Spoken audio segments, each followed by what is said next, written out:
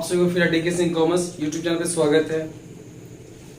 Previous class में मैंने आपको लेखांकन समीकरण में बता दिया था, जो 11 का एक छात्र ने कमेंट करके मुझसे पूछ लिया था, मैंने वो 10 में क्वेश्चन सॉल्व करके दे दिया था। ठीक है, तो उन्होंने बताया, मैंने बता दिया। ठीक है, अभी मैं पार्टनरशिप बारे में बता रहा था। पार्टनरशिप प्रीवियस क्लास में पार्टनरशिप का भी मैंने एक सवाल लिया था। ठीक है, तो आज मैं उससे कुछ आगे लेके बताऊंगा, है ना। तो प्लीज वीडियो को स्किप करके मत देखिए, पूरा लास्ट तक देखिएगा, उस समझ में पूरा आएगा। स्किप किए समझ में बिल्कुल भी नहीं आएगा, तो इसलिए अंत तक वीडियो को देखें। और जो छात्र नए हैं मेरे चैनल को सब्सक्राइब नहीं किए, सब्सक्राइब कर लीजिए, और वीडियो अच्छा लगे तो उसे लाइक और दोस्तों का शेयर जरूर कीजिए। ठीक है, कमेंट भी कीजिए कि समझ में आ रहा है या नहीं आ रहा। ठीक है, तो मैं आज बताऊंगा पार्टनरशिप के बारे में, जो मैंने बताया था प्रीवियस क्लास में। मैंने बताया था कि एग्रीमेंट क्या होता है, समझौता क्या होता है, मैंने बताया था। हमने काइंड्स ऑफ एग्रीमेंट मैंने इसके बारे में एक्सप्लेनेशन करके दिया था कि एग्रीमेंट के कितने प्रकार होते हैं, मैंने ये भी बता दिया था आप लोगों को। ठीक है, तो एग्रीमेंट सबको पता होगा ही, प्रीवियस क्लास मैंने देख लिया था। जो नहीं देखिए, लास्ट प्रीवियस क्लास का मतलब 12th का जो है, मैंने प्रीवियस क्लास में जो वीडियो डाला था वो देख लीजिएगा कि एग्रीमेंट दो प्रकार के होते हैं। ठीक है, एक होता है रिटेन, दूसरा होता है स्पोकन। आप भी कोई भी मतलब समझौता किसी से बात करते हो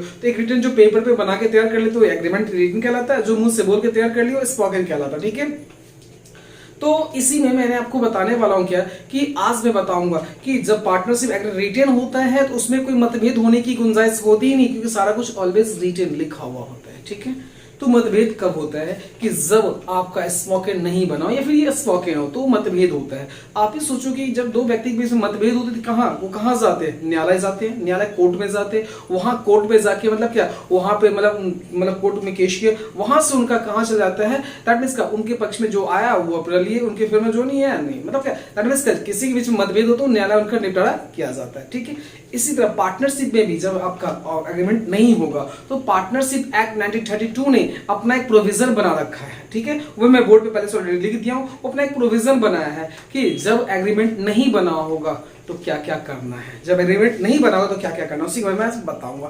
तो मैं ऑलरेडी पहले से बोर्ड पे दे दिया, ध्यान दीजिएगा क्या दिया उसको कि provision of the India partnership act 1932 in the absence of partnership did, जब एग्रीमेंट का अभाव हो, एग्रीमेंट नहीं बना हो, एग्रीमेंट बना हुआ नहीं हो, तो उस समय लागू होता है साझेदारी अधिनियम 1932 लागू होता है, 1932 लागू होता है, ये प्रोविजन लागू होता है। ठीक है, जब नहीं होता है तो जब दो व्यक्ति के बीच में मतभेद होगा तो दोनों न्यायालय गए, दोनों अपना अपना बात रखते हैं कि मैंने ये एग्रीमेंट पार्टनरशिप में हुआ था, मैंने ज्यादा कैपिटल दिया था और उन्होंने कम दिया, तो ये हम लोग दोनों के बीच में हुई थी क्या कि हमने ज्यादा कैपिटल दिया, उनको प्रॉफिट ज्यादा मिलेगा। ठीक है, और वो बोलते नहीं ऐसा नहीं होता, दोनों मतलब विचार जो भी है न्यायाधीश विचार सुनते हैं, लेकिन न्यायाधीश फिर बोलते भाई आप लोग जब ऐसा था तो रिटेन बना लिए रहते ना, आपने स्पोकन एग्रीमेंट क्यों नहीं बनाया है? तो अभी आप लोग जो भी, कोई कहता है मुझे सैलरी मिलना चाहिए, मैंने ज्यादा वर्क किया, कोई कहता है मुझे इंटरेस्ट कैपिटल मिलना चाहिए, है ना, मैंने ज्यादा कैपिटल इन्वेस्ट किया, मेरे बात हो चुकी थी। तो उन्होंने बोला कि भाई आप दोनों में बात हुई तो आप लोग मतभेद क्यों किए? तो मतभेद किए तो मेरे पास आए, तो मैं अपने हिसाब से बताऊंगा मेरे यहाँ क्या प्रावधान है, ये मैं बताऊंगा। तो मेरे यहाँ न्यायालय के पास जब किसी दो व्यक्ति, दो साझेदारों में जब कोई भी मतलब कि मतभेद हो तो मेरे पास जो आता है तो मैं उनका निपटारा करता हूँ। कैसे करता हूँ? मेरे पास एक प्रावधान है, मतलब प्रोविजन रखा गया है। किसके बारे में?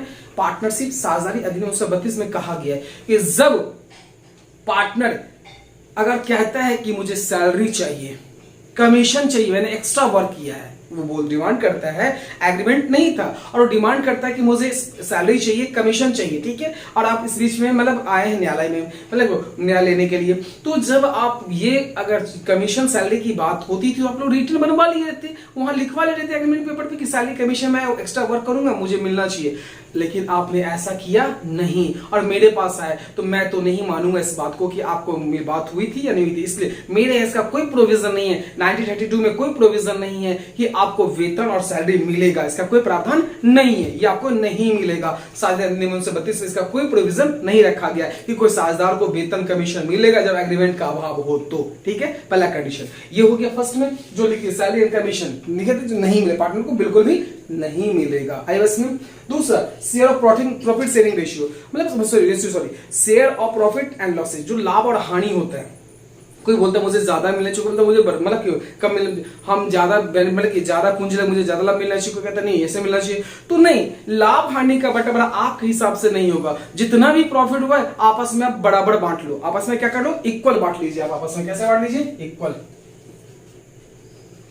इक्वल बांट लीजिए आपस में। कैसे बांट लेंगे आप? इक्वल। लाभ को कैसे बंटवारा करेंगे? बराबर बराबर इक्वल डिस्ट्रीब्यूट किया जाएगा। कोई भी मान लीजिए कोई भी व्यक्ति है, आप किसी को बोले बंटवारा करने के लिए आपको पता नहीं है, तो क्या कर दो, आधा आधा बांट देते। तो जितने भी पार्टनर है आपस में लाभ को कैसे बांटिए? इक्वली डिस्ट्रीब्यूट कर लीजिए। तो लाभ का कैसे बंटवारा होगा? बराबर बराबर। ये नहीं कि मैं ज्यादा वर्क के मुझे ज्यादा मिलने चाहिए, कम किए, वो नहीं। मेरे यहाँ आए हैं, न्यायालय के पास आए हैं, तो मेरे यहाँ प्रोविजन है 1932 में कि आपका लाभ का बंटवारा बराबर बराबर होगा। आई बस में ये भी सेकंड में समझ में आ गया होगा। थर्ड में है इंटरेस्ट ऑन कैपिटल। कहते हैं मैंने हम दोनों में बात हुई थी कि पूंजी जो लगाएगा तो उसे इंटरेस्ट ऑन कैपिटल प्रोविजन मतलब दिया जाएगा। तो न्यायालय बोलती नहीं, आप अगर किए हैं तो आप अगर ऐसा रहता तो रिटर्न कर लेते ना, आपने रिटर्न नहीं किया, इसलिए आपको इंटरेस्ट ऑन कैपिटल भी दिया नहीं जाएगा, पूंजी पर ब्याज दिया नहीं जाएगा। ठीक है, ये हो गया। इसके बाद आते इंटरेस्ट ऑन एडवांस या लोन, इंटरेस्ट ऑन लोन। हाँ, अगर आपने लोन दे रखा है, एडवांस में कुछ अमाउंट दे रखा है, कुछ लोन दे रखा है फर्म को, तो उस पर आपको ब्याज अलॉट किया जाएगा। कितना percent? At the rate of 6 per annum किया जाएगा। ध्यान दीजिए, कितना परसेंट दिया जाएगा? 6% दिया जाएगा पूंजी पर, मतलब सॉरी लोन पर ब्याज दिया जाएगा, है ना। इंटरेस्ट ऑन कैपिटल नहीं मिलेगा, लेकिन लोन पर ब्याज आपको मिलेगा। कितना परसेंट? 6% दिया जाएगा। आई बात समझ में? आपको लोन पे कितना परसेंट मिलेगा? 6%, 6% मिलेगा। ठीक है, और इसके बाद आता है interest on drawings. Interest on drawings ये भी आपको नहीं मिलेगा, और प्रावधान नहीं है तो आधार पर ब्याज की भी कोई चर्चा नहीं की जाएगी। तो ये आपको समझ में तो आ ही गया होगा। ये सब सेक्शन कौन कौन से हैं? इसमें सेक्शन हो गया 13A हो गया, इसका हो जाएगा सेक्शन 13B हो जाएगा, इसका ये सेक्शन 13C हो गया, इसका आ जाएगा सेक्शन 13D हो जाएगा। देख लीजिए ABCD ये हो गया। ड्राइंग में कोई सेक्शन है ना। तो आई मीन क्या आपका ये तो समझ में आ ही गया होगा आपको। जब एग्रीमेंट अब में कमी हो, एग्रीमेंट नहीं हो, तो साझेदारों के बीच में जो सैलरी कमीशन की बात होती है तो वो कुछ भी नहीं मिलेगा। इंटरेस्ट ऑन कैपिटल भी नहीं दिया जाएगा। लाभ का बंटवारा कैसे होगा? इक्वली किया जाएगा। ठीक है, और जो लोन दे रखे हैं उस पर आपको मिलेगा 6 पर एनम, और एग्रीमेंट नहीं है तो लोन दिए हैं, और इंटरेस्ट ऑन ड्राइंग भी प्रोविजन मतलब नहीं मिलेगा। ये ध्यान रखिएगा, याद रखिएगा। तो ये कब होगा? जब एग्रीमेंट बना हुआ नहीं रहेगा। जब एग्रीमेंट नहीं बना तो कौन सा एक्ट लागू हुआ? 1932 पार्टनरशिप एक्ट 1932 लागू होता है। उसमें प्रावधान दिए गए हैं कि लाभ का बंटवारा बराबर बराबर होगा, और interest on at the rate of 6% मिलेगा, बाकी सैलरी कमीशन नहीं मिलेगा। इंटरेस्ट ऑन ड्राइंग्स नहीं मिलेंगे, इंटरेस्ट ऑन कैपिटल नहीं मिलेंगे, बट इंटरेस्ट ऑन लोन्स मिलेंगे, उस पे 6% मिलेगा। सो ध्यान रखिए, कैपिटल पे नहीं मिलेगा लेकिन लोन पे मिलेगा। ठीक है, तो यही था।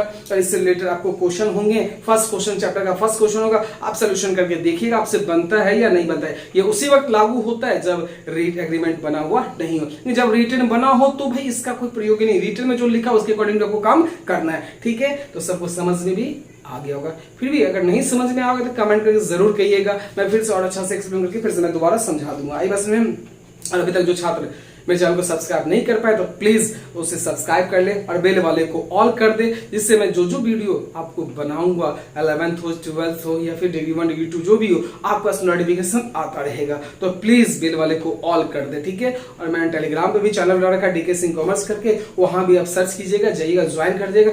कोई मेरे क्वेश्चन सोल्यूशन करने के बाद मैं एक पिक क्लिक कर लेता हूँ और वहां मैं डाल दूंगा, तो वहां से भी आपको आसानी से मिल जाएगा। जो यहाँ से पिक क्लिक करके आवश्यकता, आपको स्क्रीनशॉट लेने की आवश्यकता नहीं होगी। ठीक है, तो आज के लिए बस इतना ही। Okay, thank you.